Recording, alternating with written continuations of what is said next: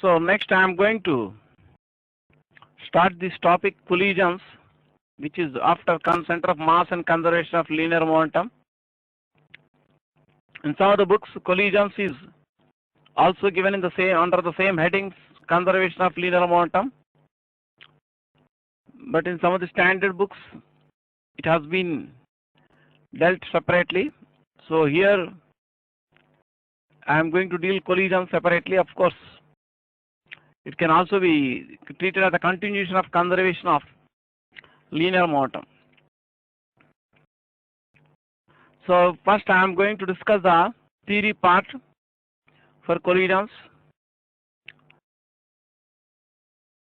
So don't write the running notes when I am explaining the theory part. You concentrate only to listen to my discussion. So after discussing some theory part, I will be showing you the notes or PowerPoint presentation that, for you. Then you can write the notes. So I will be telling you when you can write the notes in case you are writing the notes here. So at present you just concentrate only to listen. Don't start writing the notes. Don't write running the notes when I am discussing. So as I discussed in the previous chapter, conservation of linear momentum, center of mass and conservation of linear momentum. So whatever may be the system you choose, you may choose 2 particles as one system or 3 particles as one system. A number of particles can be considered as one system. A rigid body can also be considered a system of particles of which it is composed of. So when you consider 2 or more number of particles or objects as one system, then the force applied or exerted by one particle in the system by another particle in the same system is called as the internal force.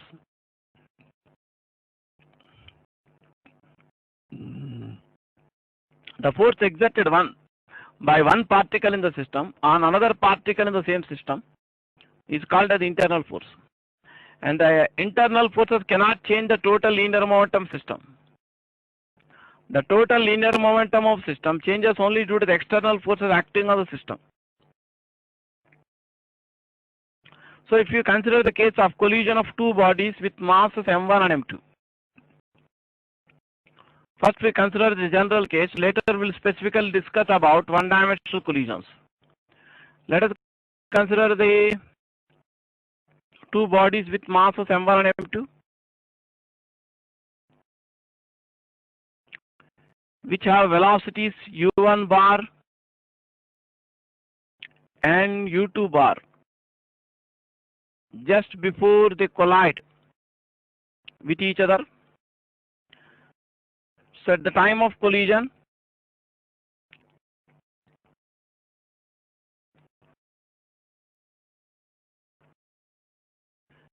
m1 exerts a force on m2, which is denoted by F bar subscript 2(1). That is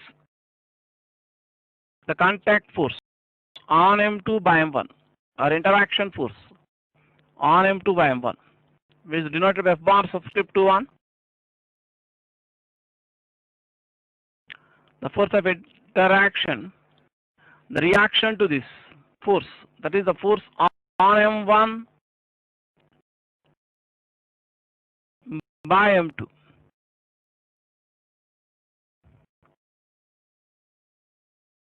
Denoted by F bar subscript 1, 2. That means the first number in the subscript represents the particle on which the force acts. The next number in the subscript represents the other particle which applies that force. So let us suppose the time of collision is very short. The time of collision is usually denoted by delta t, is very short, mathematically speaking tending to 0. It may be for infinitesimally small time interval, we can denote it by dt. So let us consider a simpler situation where no external forces act on the system of the 2 mass m1 m2. I mean, let us suppose the net external force acting on the system of the 2 mass m1 and m2 is 0. for a finite time interval before and after the collision and during the collision also. That means only unbalanced force on M1 during the time of collision is F bar 12, and only unbalanced force acting on M2 during the time of collision is F bar 21. That means we are considering a simple situation where no external forces act on system of the two mass M1 M2 during the time of collision delta T. Then from Newton's third law, you can write F bar 1 action equal negative of reaction.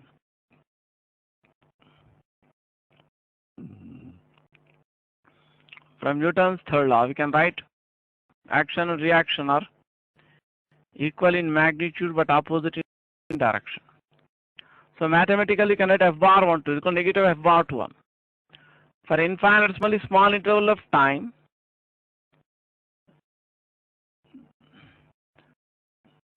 the impulse given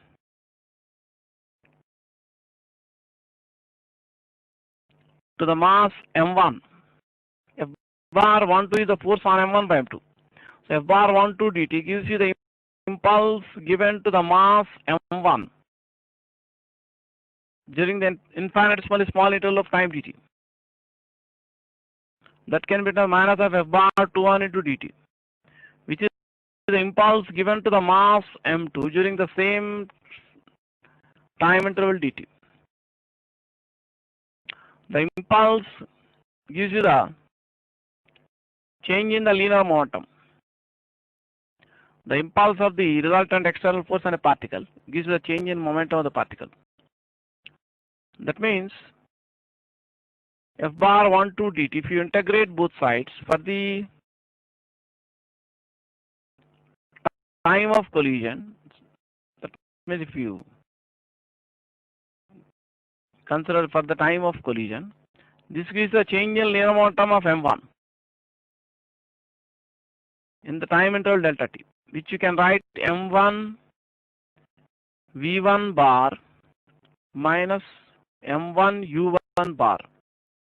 Here U1 bar is the initial velocity of M1 just before collision. Some of the books it may be denoted by V1I, and some books U2 may be denoted by V2I.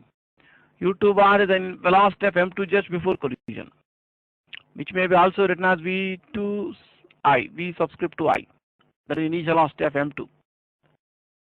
So M1 into V1 bar minus U1 bar, that is final momentum of M1 just after collision minus initial momentum of M1 just before collision. Remember, the difference which we are writing on the left side is a vector difference.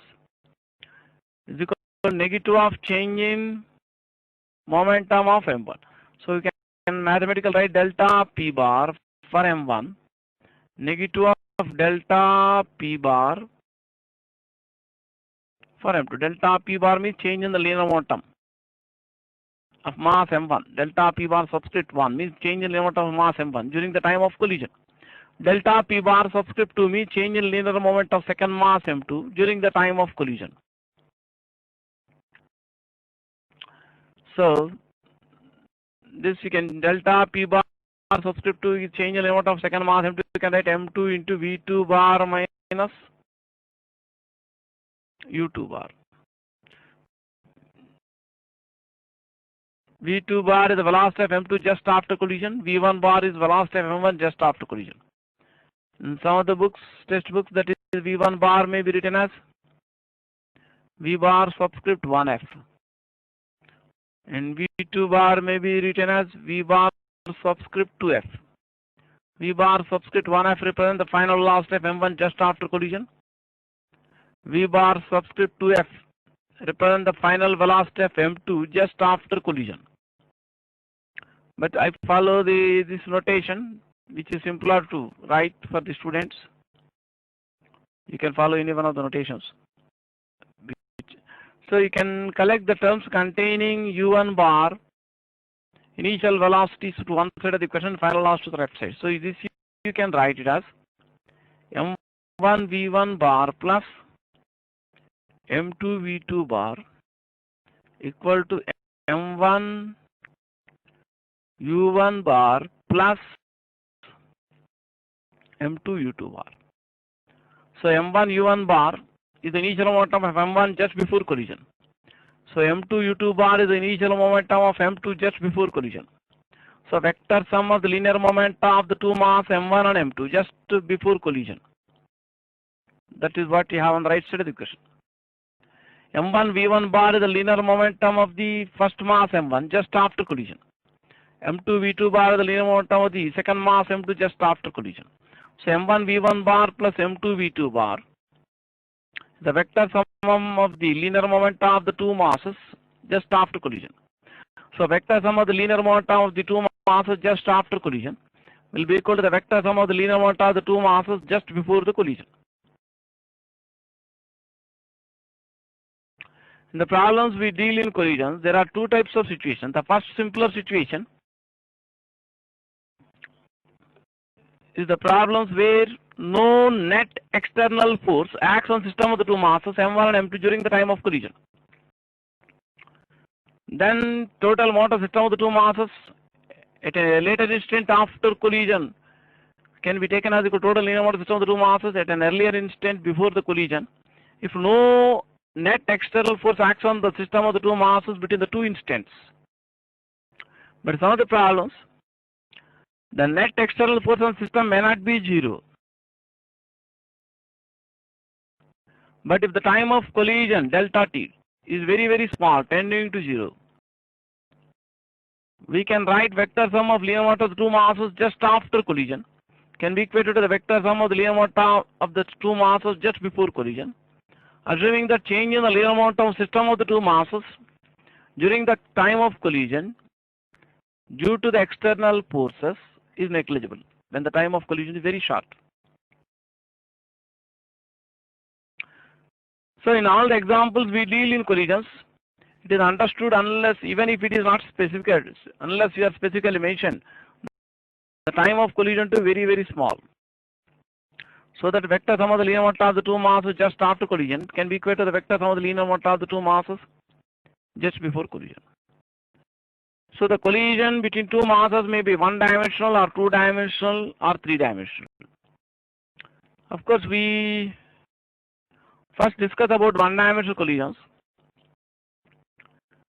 Next time we'll be also discussing about two-dimensional collisions.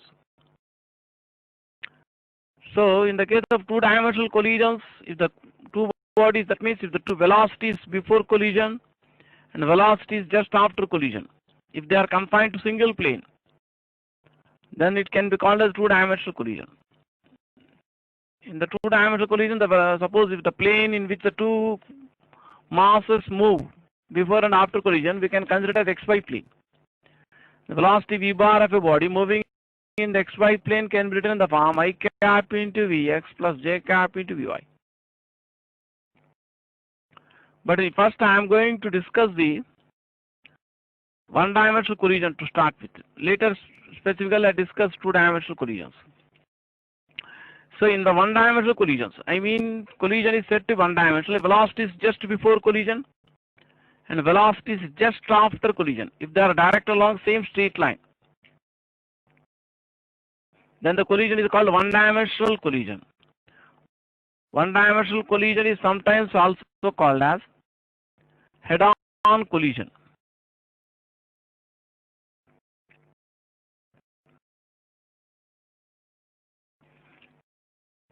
So if the initial velocities u1 bar and u2 bar just before collision and the velocities v1 bar and v2 bar just after the collision, if they are direct along same straight line, then it can be called as one-dimensional collision or head-on collision. The velocities are direct along same straight line does not mean same direction. So in a one-dimensional collision, the two velocities before collision may be either in the same direction, or some cases they may be in opposite directions, or in some cases one velocity may be zero before collision. One body may be at rest, another body may be in motion. So for one-dimensional collision, it's not compulsory to follow this bar, strictly to follow this bar notation. Of course, it will not be wrong even if you follow the vector notation or bar notation even for problems of one-dimensional collisions. But for convenience, for simplicity, we can express the velocity scalar notation. Suppose we'll consider the simplest situation where all the velocities are direct along x-axis. If all the velocities are direct along x-axis, then u1 bar you can write u1 into I cap.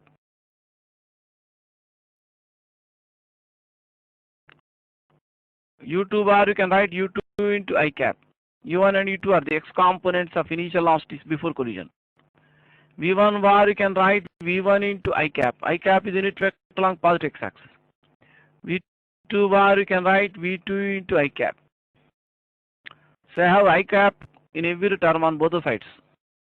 So in the case of one-dimensional collision, the equation can be written in more simpler way. m1 v1 plus m2 v2 equal to m1 u1 plus m2 u2. That means, for convenience and simplicity in writing the equation, for problems we are going to discuss in one-dimensional collisions, we try to express the velocities in the scalar notation. That means without using bar symbols. Of course, it will not be wrong even if you follow vector notation. In advance, some of the standard books, they solve all the problems in vector notation, irrespective of whether collision is one-dimensional or two-dimensional. But as per the method followed in the regular board textbooks, for problems in one-dimensional collisions, we can write the equation in simpler form without using the bar notation. We have to simply give positive sign for velocities in one direction and give negative sign for velocities in the opposite direction. In case you are already given the velocity, numerical values of the velocities and directions of velocities are mentioned. But we don't put negative sign for the unknown quantity when you do not know in a velocity after the collision. So after calculation, we automatically will come to know the direction and magnitude of velocity. So in the problems in one-dimensional collisions, we give positive sign for velocities and linear momenta in one direction, and simply give negative sign for velocities in the opposite direction. I mean, if numerical are given, then you can write the equation scalar form. So that will be convenient for simplification. So now I am going to confine my discussion about one-dimensional collisions. Don't write the running notes when I am explaining or discussing. Don't write running notes when I am explaining or discussing here. You can write the notes later. I will show you the notes later separately, the typed form. So in the case of one-dimensional collisions, we write m1 v1 plus m2 v2 equal to m1 u1 plus m2 u2. In some of the books, the same equation can be written in different notation. m1 v1f plus m2 v2f equal to m1 v1i plus m2 v2i. So I try to follow this notation on the left side. But in case you are already accustomed to follow the notation on the right side, you can follow the same notation on the right side. Nothing wrong. Here we mean u1 or v2i means initial velocity before collision. u2 or u1 or v1i means initial velocity of m1 just before collision. u2 or v2i is the initial velocity of m2 just before collision. v1 or v1f represent the final velocity of m1 just after collision.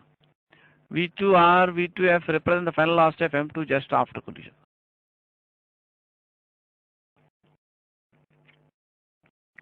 So this equation I number it as 1.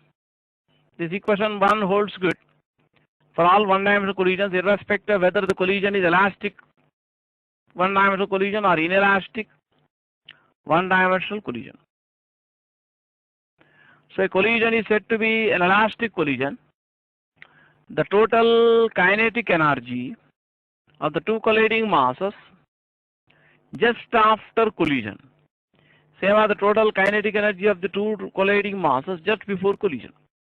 That means if the two colliding masses have surfaces which are perfectly elastic in nature, then during the time of collision, there will be elastic deformation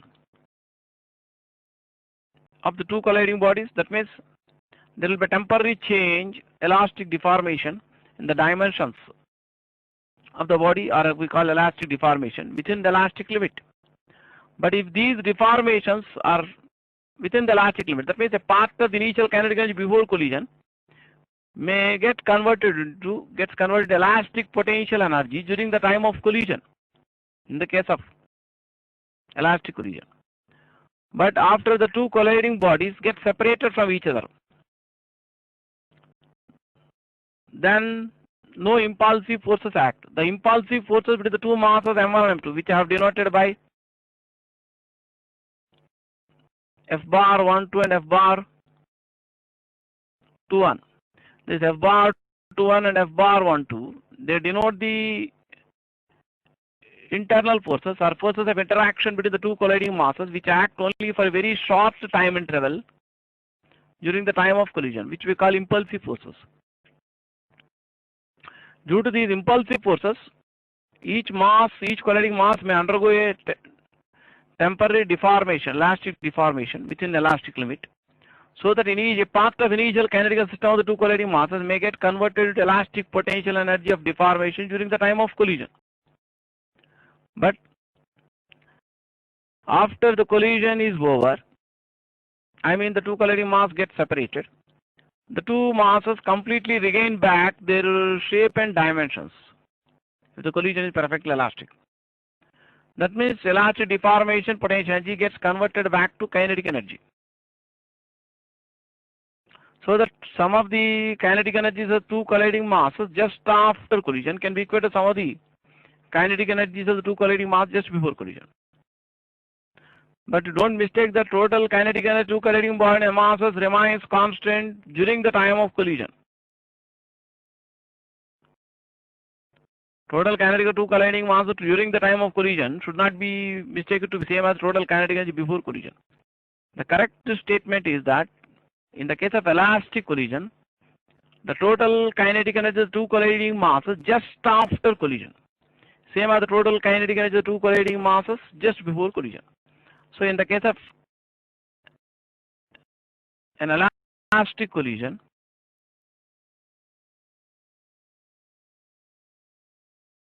we can write some of the final kinetic energies of the two colliding masses just after collision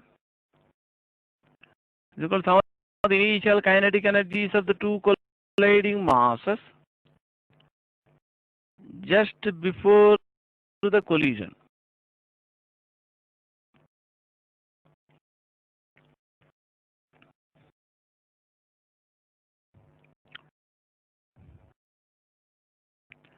So this equation 2 holds good only for elastic collisions. That means equation 2 holds good for one-dimensional elastic collisions. Equation 2 also holds good for two-dimensional elastic collisions. Equation 1 holds good only for one-dimensional collisions. That means equation 1 is applicable both for one-dimensional elastic collisions, and equation 1 is also true for one-dimensional inelastic collisions. So now for this class and also probably the next class also, we'll confine our discussion for one-dimensional elastic collisions. Later I discuss about one-dimensional inelastic collisions separately. Collision is said to be inelastic or non-elastic if the total kinetic energy of the two colliding masses just after collision not equal to the total kinetic of the two colliding masses just before the collision. So in the case of one-dimensional elastic collision, both the equations 1 and 2 will be applicable. So next I am going to discuss or derive the relationship between the velocities v1 and v2 and u1 and u2 in the case of one-dimensional elastic collision. So in each equation I carry the terms containing mass m1 to one side and mass m2 to the right side. So in the first equation, if you collect the terms containing m1 to the one side, m1 into v1 minus u1 is equal to, on the right side you can write m2 into u2 minus v2. From second equation, we'll take the terms containing m1 to the left side here. In the second equation also, half m1 into v1 square minus u1 square is equal to half m2 into u2 square minus v2 square. Now I am going to eliminate the mass m1, m2. I divide this equation with this equation. So therefore we get this 1 by 2 you can cancel on both sides. On the left side you can write m1 into v1 square minus u1 square. You can write v1 minus u1 into v1 plus u1 divided by earlier equation m1 into v1 minus u1. The right side here in the second equation, m2 into u2 square minus v2 square can be written as u2 minus v2 into u2 plus v2 divided by this equation m2 into u2 minus v2. So on the left side mass m1 gets cancelled, right side m2 gets cancelled. Here v1 minus u1 gets cancelled. Here u2 minus v2 get cancelled. So on the right side, left side you get v1 plus u1 is equal to v2 plus u2. So you get v1 plus u1 equal to v2 plus u2. That is sum of the final and initial velocities of m1 is equal to sum of the final and initial velocities of m2. If you take the final velocities one side of the equation, initial velocity to the other side of the equation, from the same equation you can write u1 minus u2 equal to v2 minus v1.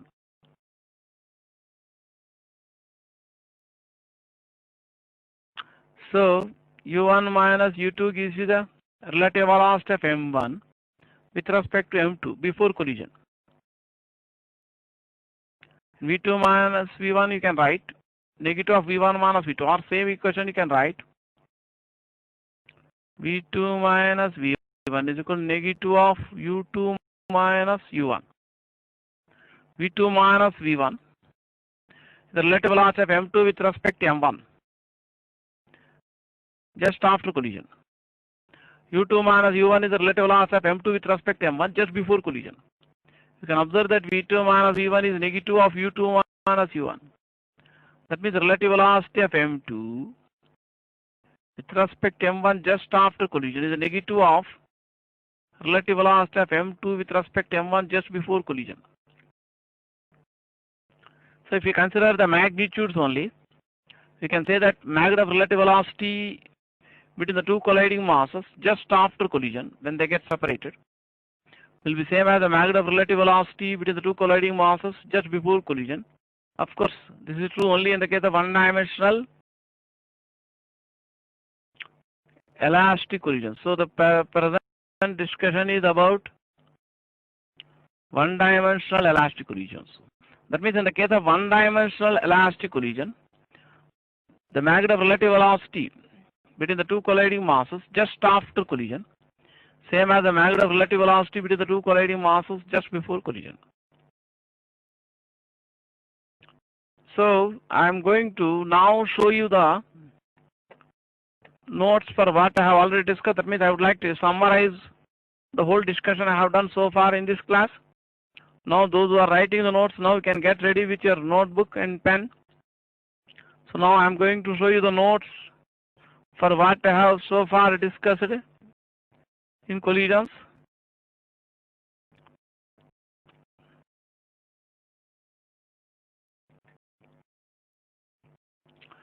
So come on, look at the screen here now.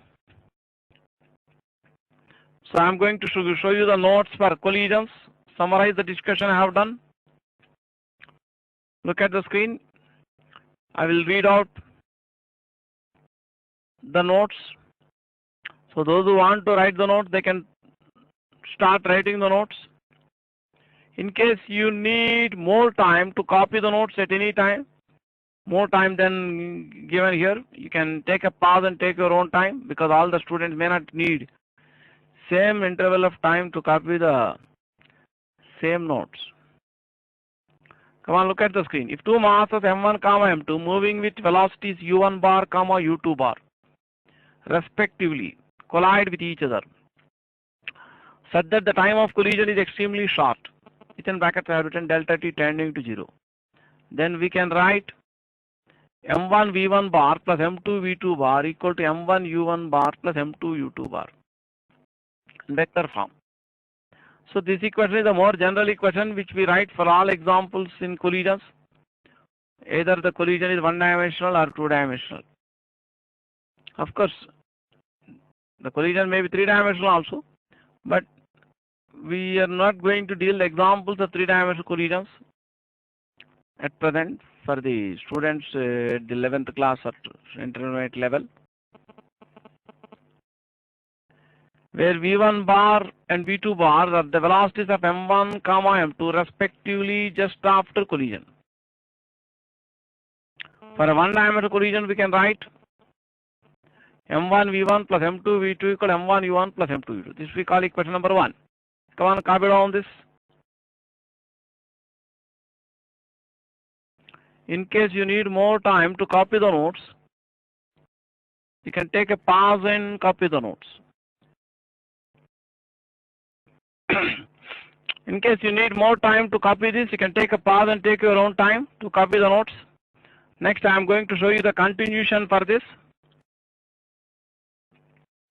Equation 1 is applicable both for elastic and inelastic one-dimensional collisions.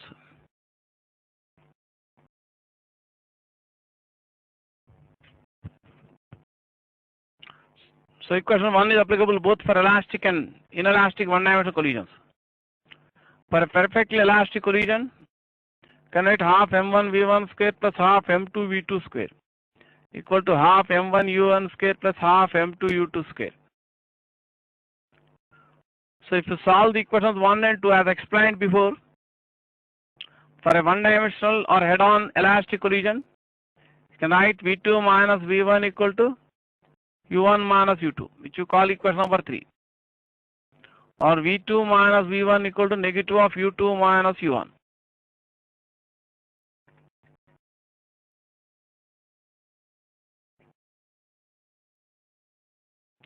So any problem in one-dimensional elastic collisions can be solved by using the equations 1 and 3. So come on, copy down the notes.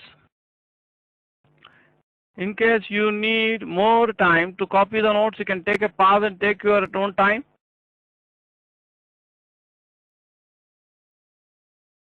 So you can see the diagrams. I have shown the diagram for simpler situation, one-dimensional collisions. U1, U2 represent the initial losses of M1 and M2 between two collisions when we consider case one-dimensional collision between two elastic spheres moving in the horizontal direction. V1 and V2 denote the velocities of M1 and M2 just after collision. As I written in the earlier equation, you can see V2 minus V1 in the equation 3 equal to U1 minus U2. Suppose if U1 is greater than U2, then the difference U1 minus U2 is positive. The right hand side of the equation is positive. The left hand side of the equation must also be positive. So if U1 minus U2 is positive, V2 minus V1 is positive. That means V1 will be less than V2 when U1 is greater than U2.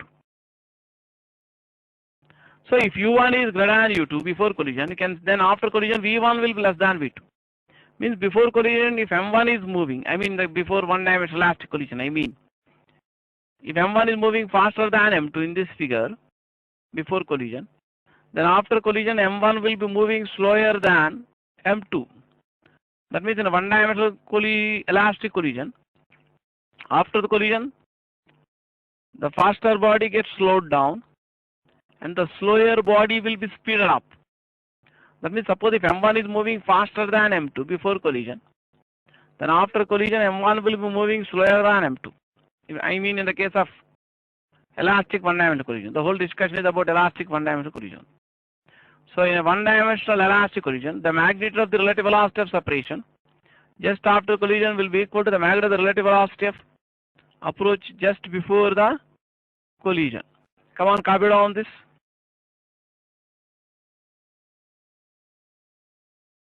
Up to here. Those who are writing the notes, please copy down the notes up to here. In case you need more time to copy the notes, you can take a pause and take your own time to copy the notes. Next, I am going to continue this discussion for one-dimensional elastic collisions.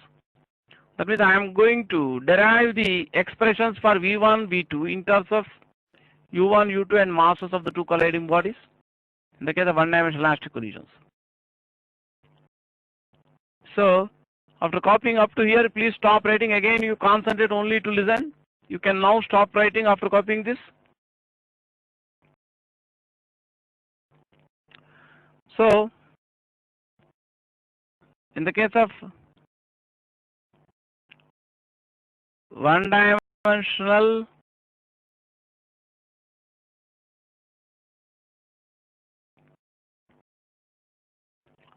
elastic collision, we can solve any problem by using the equations which I have written earlier. M1 V1 plus M2 V2 equal to M1 U1 plus M2 U2. This is one equation. And another equation is V2 minus V1 equal to U1 minus U2. So any problem in one-dimensional elastic collision can be solved by making use of these two equations. That's all. Almost all the problems in one-dimensional elastic collisions can be solved by using these two equations only. But I am going to derive the direct expression for V1, V2 in terms of U1, U2, so that in case you are able to remember those direct expressions for V1, V2, you can may be able to solve the problem still more faster in objective type examination. So to derive the expression for V1, we have to eliminate V2 from these two equations.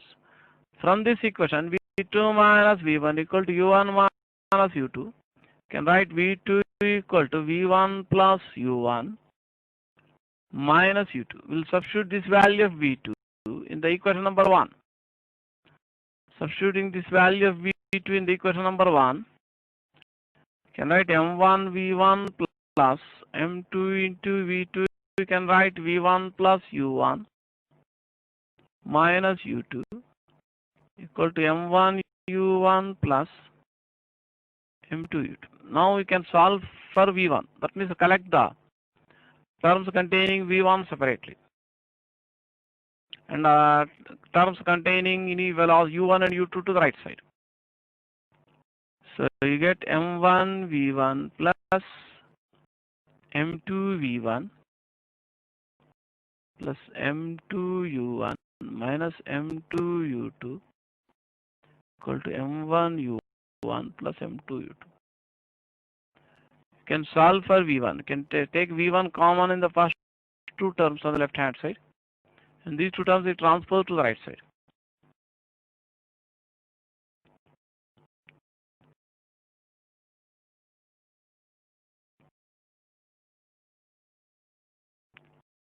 So here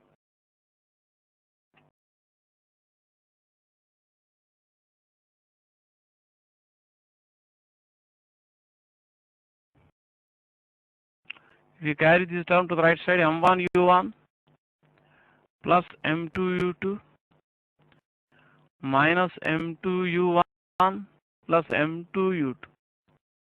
Take U1 common in these two terms. So M1 minus M2 into U1 plus adding these two terms, M2 U2 plus M2 U2, can write 2m2u2. That is equal to v1 into m1 plus m2. So velocity of m1 just after collision will be equal to m1 minus m2 by m1 plus m2 into u1 plus 2m2 by m1 plus m2 into u2.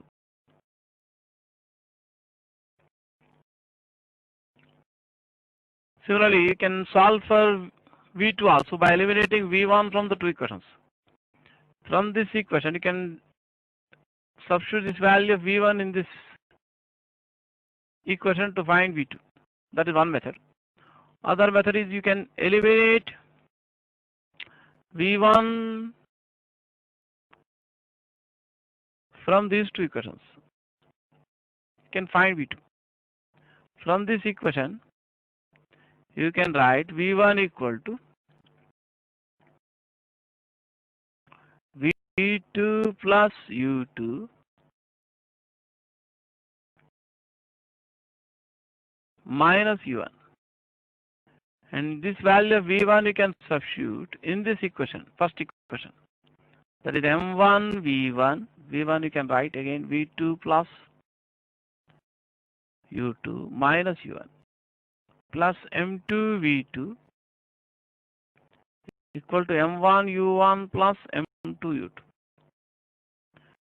You can solve this equation for v2. If you solve this equation for v2, you get v2 equal to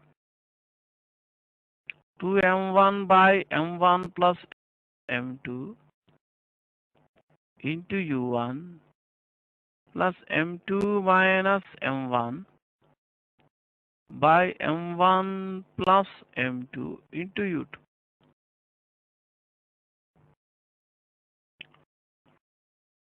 The simplification, you can easily do it for last one.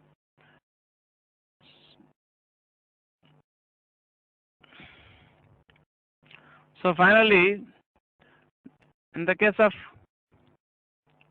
one-dimensional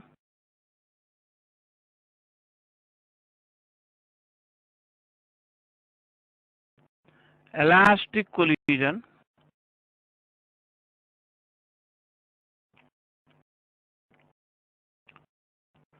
the final velocity of m1 just after collision is given by m1 minus m2 by m1 plus m2 into u1 plus 2m2 by m1 plus m2 into u2,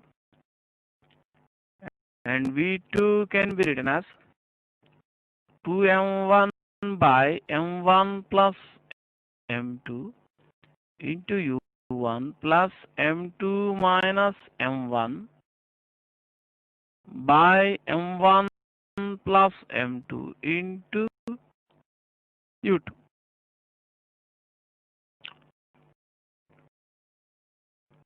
So next I am going to show you the notes for the same discussion.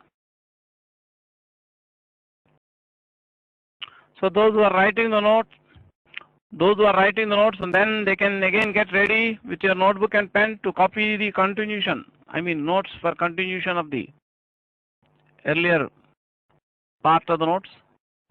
So the expression for final loss is just after collision. In the case of one-dimensional elastic collision are v1 equal to m1 minus m2 by m1 plus m2 into u1 plus 2m2 by m1 plus m2 into u2, and v2 equal to 2m1 by m1 plus m2 into u1 plus m2 minus m1 by m1 plus m2 into u2. You can copy down this.